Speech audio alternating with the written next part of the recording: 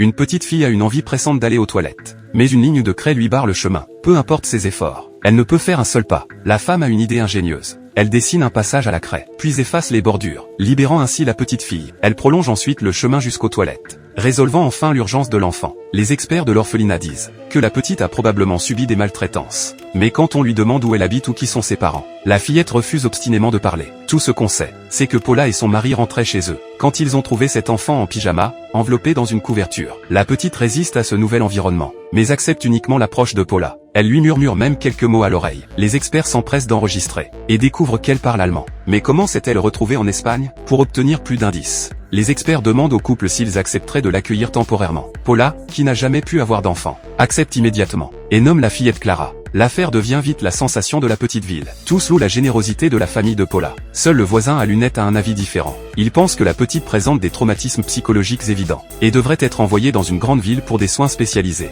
Le lendemain, une amie vient avec sa fille pour jouer avec Clara, mais celle-ci la repousse violemment. Paula sort des gâteaux pour ses invités. L'amie en a à peine mangé 2 bouchées, qu'elle tousse un éclat de verre. Quand le mari rentre du travail, il examine immédiatement tous les pots de confiture, et trouve plusieurs petits morceaux de verre. Il découvre aussi dans la poubelle un verre à vin brisé. Tous les indices montrent que c'est l'œuvre de Clara. Le mari suggère de la renvoyer à l'orphelinat, mais Paula trouve qu'il est trop tôt pour conclure. Elle tente d'interroger délicatement la fillette. Soudain, un bruit vient du débarras. En allant voir, elle trouve les clés de la maison dans la machine à laver. Paula trouve cela suspect. Quand elle retourne dans la chambre, Clara a disparu. Paula fouille toute la maison sans la trouver. Elle s'apprête à appeler la police, mais découvre Clara de nouveau dans le salon. Pourtant, elle ne peut pas sortir seule du cercle de craie. Cet enfant jouerait-elle la comédie pour tromper tout le monde? Paula interroge sans cesse la fillette sur ce qui se passe. Mais l'enfant reste muette, et donne même un coup de pied dans le ventre de Paula. Pour se calmer, Paula va se servir un café dans la cuisine. Mais à peine a-t-elle bu une gorgée, qu'elle sent quelque chose bloquer sa gorge.